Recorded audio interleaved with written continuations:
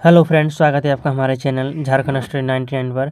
Friends, आज के इस वीडियो में हम लोग देखेंगे डॉक्टर नागेंद्र का जो हिंदी साहित्य का इतिहास पुस्तक है उनका थ्योरी क्लास को। तो इससे पिछले वीडियो में मैंने क्लास 1 और क्लास 2 को जो है थ्योरी क्लास के रूप में कवर करा चुका हूं। आज हमारा जो क्लास होगा यह तीसरा क्लास होगा, यानी यह पार्ट 3 है थ्योरी क्लास का। तो चलिए शुरू करते हैं डॉक्टर नागेंद्र का हिंदी साहित्य का इतिहास। तो हिंदी साहित्य के इतिहास में डॉक्टर नागेंद्र ने भारतेंदु युगीन प्रमुख कवि एवं उनकी रचनाएं को शामिल किया है। तो भारतेंदु युगीन प्रमुख कवि और उनकी रचनाएं क्या है देख लेते हैं। तो भारतेंदु हरिश्चंद्र, प्रेम सरोवर, प्रेम फुलवारी, प्रताप नारायण मिश्र द्वारा है प्रेम पुष्पावली, यानी प्रेम पुष्पावली के लेखक कौन है तो प्रताप नारायण मिश्र है। और प्रेम सरोवर, प्रेम फुलवारी के लेखक कौन है भारतेंदु हरिश्चंद्र है। जगमोहन सिंह देवयानी, देवयानी के लेखक है जगमोहन सिंह। इसके बाद नव भक्तमाल राधाचरण गोस्वामी, नव भक्तमाल जो ये रचना है इनके लेखक राधाचरण गोस्वामी है। अंबिका दत्त व्यास कृत जो है भारत धर्म है, यानी भारत धर्म के रचनाकार कौन है तो अंबिका दत्त व्यास है। अब है हमारा द्विवेदी युग। तो इस युग में खड़ी बोली के प्रतिष्ठित होने का युग है। द्विवेदी युग जो है यह युग कविता में खड़ी बोली के प्रतिष्ठित होने का युग है। इस युग के प्रवर्तक आचार्य महावीर प्रसाद द्विवेदी है। द्विवेदी युग के प्रवर्तक कौन है तो आचार्य महावीर प्रसाद द्विवेदी। इन्होंने सरस्वती पत्रिका का संपादन किया, और महावीर प्रसाद द्विवेदी जो है यह सरस्वती पत्रिका का संपादन किया है।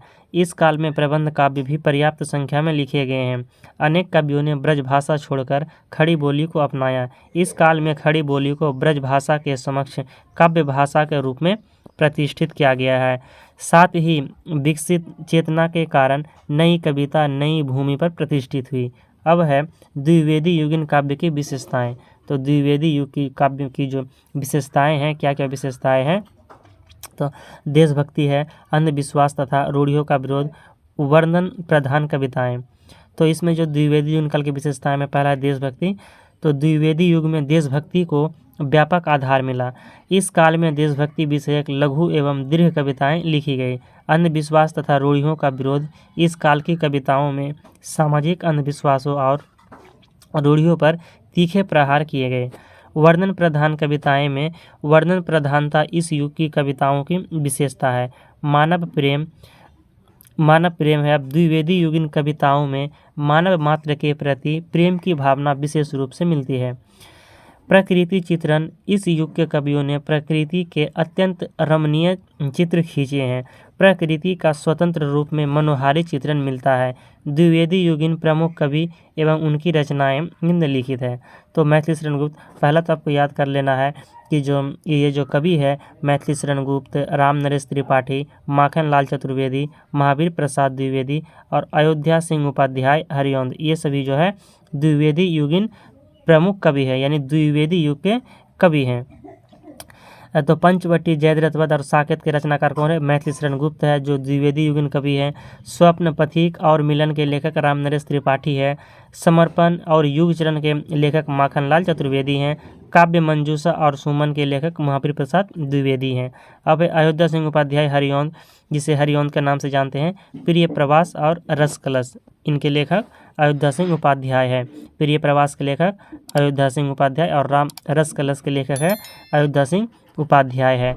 अब है हमारा छायावाद। तो छायावाद क्या है तो हिंदी साहित्य के आधुनिक चरण में द्विवेदी युग के पश्चात हिंदी काव्य की जो धारा विषय वस्तु की दृष्टि से स्वच्छंद प्रेम भावना, प्रकृति में मानवीय क्रियाकलापों तथा भाव व्यापारों के आरोपण और कला की दृष्टि से लाक्षणिकता प्रधान नवीन अभिव्यंजना पद्धति को लेकर चली, उसे छायावाद कहा गया है। यानी छायावाद किसे कहा गया है तो आधुनिक चरण में जब द्विवेदी युग के बाद जो धारा चली, जो विषय वस्तु चली, तो उसमें जो प्रेम भावना और प्रकृति और मानवीय क्रियाकलाप का जो प्रधान नवीन पद्धति आया है, यानी अपनाया गया है कला की दृष्टि से, उसे छायावाद कहा गया है।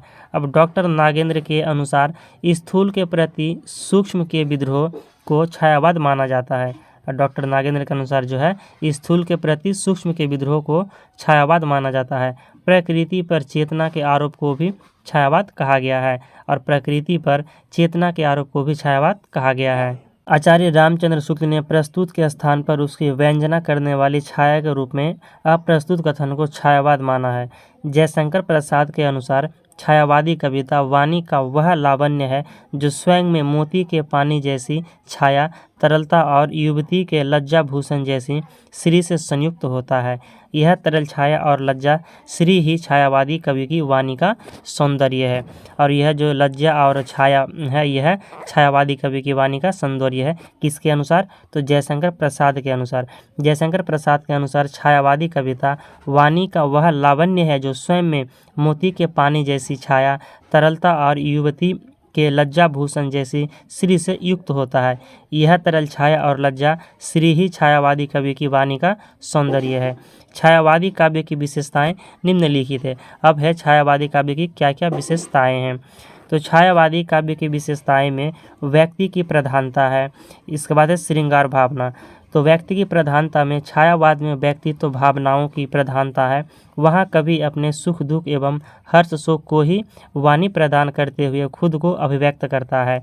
छायावादी काव्य मुख्यतः श्रृंगारी काव्य है, किंतु उसका श्रृंगार अतीन्द्रिय सूक्ष्म श्रृंगार है।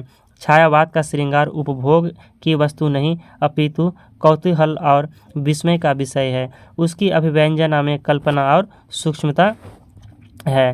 प्रकृति का मानवीकरण। तो प्रकृति पर मानव व्यक्तित्व का आरोप छायावाद की एक प्रमुख विशेषता है। छायावादी कवियों ने प्रकृति को अनेक रूपों में देखा है। कहीं प्रकृति को नारी के रूप में देखकर उसके सूक्ष्म सौंदर्य का चित्रण किया है। अज्ञात के सत्ता के प्रति प्रेम। अज्ञात सत्ता के प्रति कवि में हृदयगत प्रेम की अभिव्यक्ति पाई जाती है। इस अज्ञात सत्ता को कभी कभी प्रेयसी के रूप में तो कभी चेतन प्रकृति के रूप में देखता है।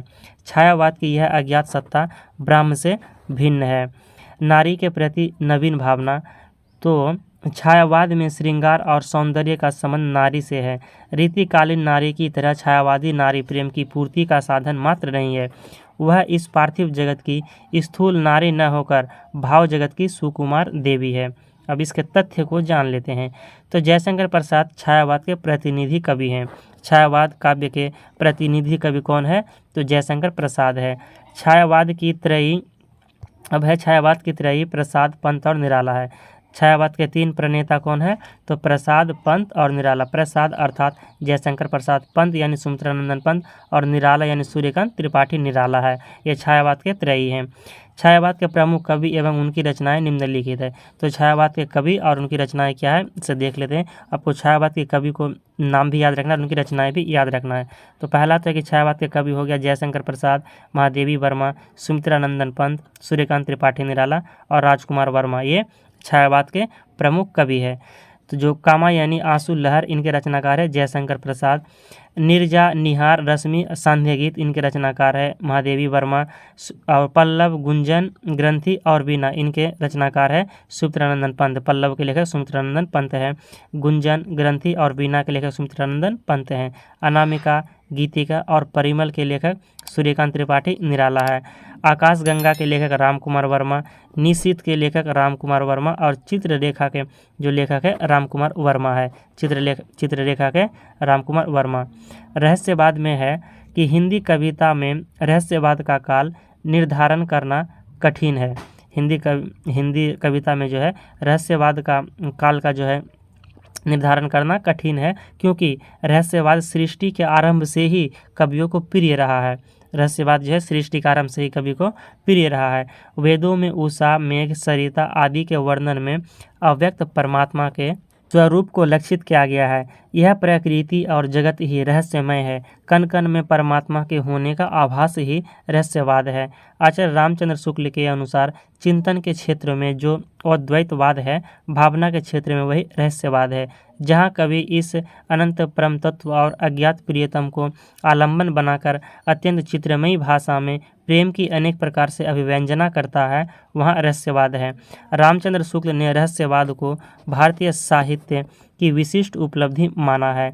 बाबू गुलाब राय ने प्रकृति में मानवीय भावों का आरोप कर जड़ चेतन के एकीकरण की प्रवृत्ति के लाक्षणिक प्रयोगों को रहस्यवाद कहा है। मुकुटधर पांडेय के अनुसार प्रकृति में सूक्ष्म सत्ता का दर्शन ही रहस्यवाद है। रहस्यवादी काव्य की विशेषताएं निम्नलिखित है। अब है रहस्यवादी काव्य की क्या क्या विशेषताएं हैं। तो अलौकिक सत्ता के प्रति प्रेम। इस युग की कविताओं में अलौकिक सत्ता के प्रति जिज्ञासा, प्रेम व आकर्षण के भाव व्यक्त हुए हैं। परमात्मा से विरह मिलन का भाव, आत्मा को परमात्मा की विरहिणी मानते हुए उससे विरह व मिलन के भाव व्यक्त किए गए हैं।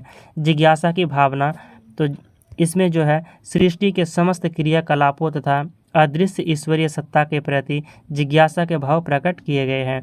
प्रतीकों का प्रयोग में प्रतीकों के माध्यम से भावाभिव्यक्ति की गई है। प्रमुख छायावादी कवि एवं उनकी रचनाएं निम्नलिखित है। तो छायावादी कवि ऊपर देखें, फिर यहाँ पर है सुमित्रानंद पंत जो स्वर्ण धूलि वीणा की रचनाकार हैं, महादेवी वर्मा यामा के लेखक, जयशंकर प्रसाद आंसू, सूर्यकांत त्रिपाठी निराला परिमल नए पत्ते और अनिमा। अब है छायावाद एवं रहस्यवाद में अंतर। छायावाद और रहस्यवाद में क्या अंतर है? तो छायावाद में कल्पना की प्रधानता है। छायावाद में क्या है? कल्पना की प्रधानता है, जबकि रहस्यवाद में चिंतन की प्रधानता है। तो आपको याद रखना है कि रहस्यवाद में किसकी प्रधानता है? तो चिंतन की प्रधानता है, और छायावाद में कल्पना की प्रधानता है। छायावाद में भावना की प्रधानता है, जबकि रहस्यवाद में ज्ञान व बुद्धित्व की प्रधानता है। छायावाद के मूल में प्रकृति है, जबकि रहस्यवाद की प्रकृति दार्शनिक है। छायावाद में नारी की सुंदरता का अंकन है, जबकि रहस्यवाद में परमात्मा के सौंदर्य का चित्रण है।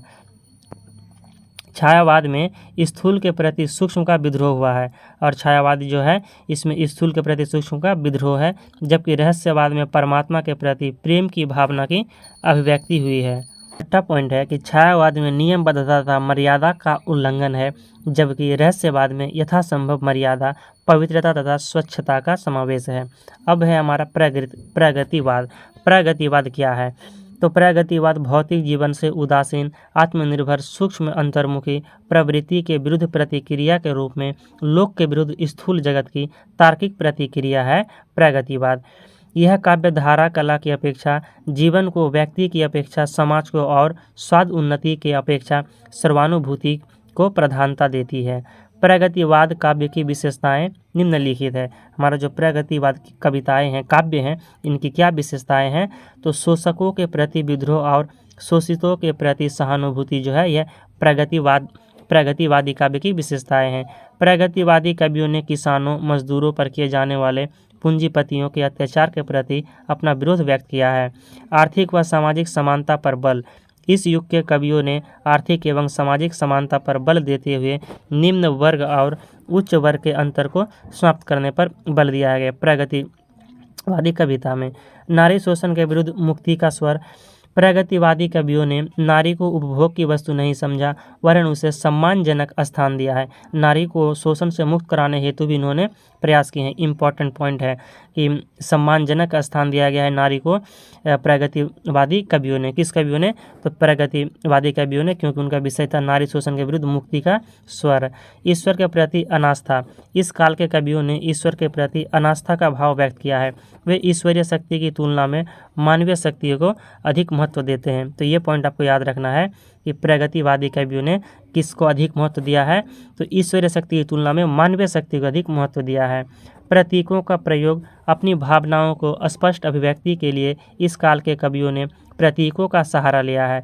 प्रगतिवादी के प्रमुख कवि एवं उनकी रचनाएं निम्नलिखित है, जैसे कि नागार्जुन युगधारा, केदारनाथ अग्रवाल युग की गंगा, त्रिलोचन धरती, अरांगे राघव पंचाली, सूर्यकांत त्रिपाठी निराला कुकुरमुत्ता के रचनाकार सूर्यकांत त्रिपाठी निराला। अब है प्रयोगवाद। अज्ञेय ने लिखा है, ये कवि नवीन राहों के अन्वेषी हैं। स्वतंत्रता प्राप्ति के पश्चात अज्ञेय के संपादन में प्रतीक मासिक पत्रिका का प्रकाशन हुआ। ये जो प्रतीक मासिक पत्रिका है, इसका कब प्रकाशन हुआ है? तो किसके द्वारा हुआ है? तो स्वतंत्रता प्राप्ति के पश्चात हुआ है, अज्ञेय के द्वारा। उसमें प्रयोगवाद का स्वरूप स्पष्ट हुआ। सबसे पहले प्रथम तार सप्तक का संपादन हुआ सन 1951 में। तो तार सप्तक का संपादन हुआ 1951 में। दूसरा तार सप्तक प्रकाशित हुआ और तत्पश्चात तीसरा तार सप्तक प्रकाशित हुआ है। जीवन और जगत के प्रति अनास्था प्रयोगवाद का एक आवश्यक तत्व है।